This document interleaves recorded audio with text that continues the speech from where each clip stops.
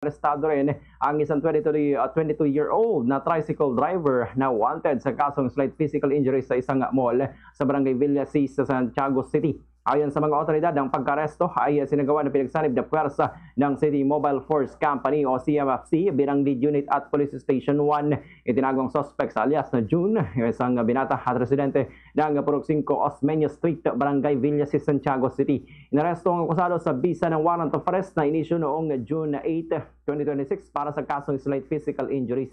May inirekomenda namang piyansa na nagkakalaga ng 2,000 pesos para sa pansamantala nitong kalayaan. Matapos ang pag-aresto, ipinaalam sa akusado ang kanyang mga karapatan alinsunod sa saligang batas. Kasalukuyan na nasa kustodiya ng Police Station 1 ang akusado para sa kaukulang dokumentasyon bago naman na iharap sa hukuman na nagpalabas ng naturang warrant.